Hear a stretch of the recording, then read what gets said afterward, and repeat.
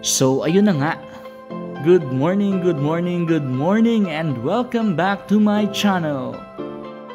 Today, nasa episode 5 na tayo ng ating pag-aaral ng salitang agutainen.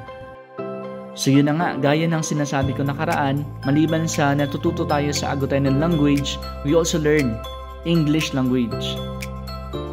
So, be ready sa new set of random sentences na itatranslate natin from Tagalog to English to agutainen. Excited ka na ba? Alright, tara na! Ang ating first sentence ay, panay ang tahol ng mga aso hanggang madaling araw. Ayan, ano nga kaya sa English yun? Well, sa English yun ay, the dogs kept barking until dawn. The dogs kept barking until dawn. In agutainen, yun ay, na magkayaw tang mga kiro hasta naramal. Na magkayaw tang mga kiro hasta naramal. Okay, ating balikan yung pangungusap. Panay ang tahol ng mga aso hanggang madaling araw. Yung mga aso dyan, sa agutainen, mga kiro.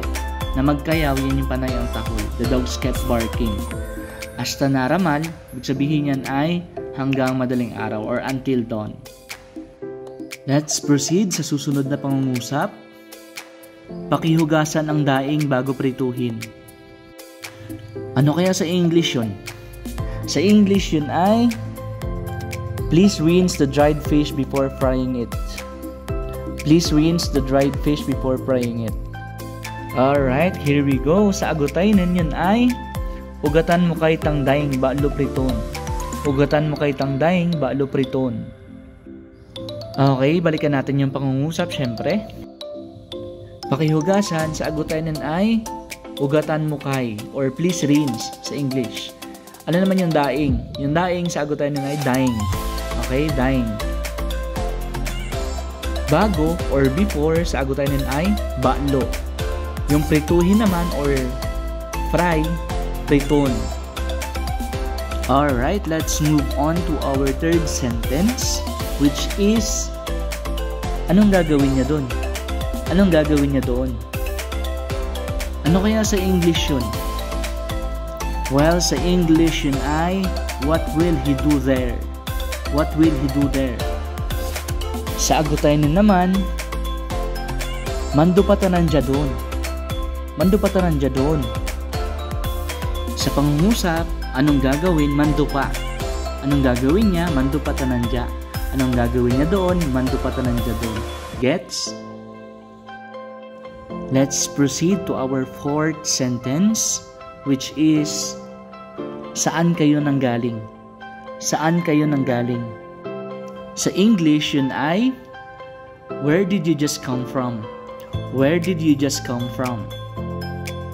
Ano naman kaya sa agutainen yun? Well, sa agutainen yun ay, ariya mo pa nagalin. Ariya mo pa nagalin. Okay, ating balikan yung pangungusap.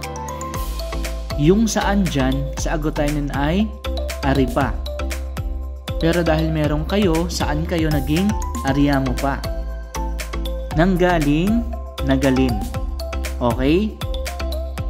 Alright, so hanggang dyan lang muna tayo sa ngayon para sa ating episode 5.